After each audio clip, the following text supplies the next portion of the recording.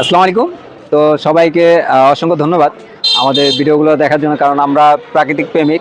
তো আমরা এখানে পরিবেশ বাঁচানোর জন্য আমরা চলে আসছি একটা বাজারে। তো বাজারের নামটি বাজার নামটি স্মৃতি বাজার।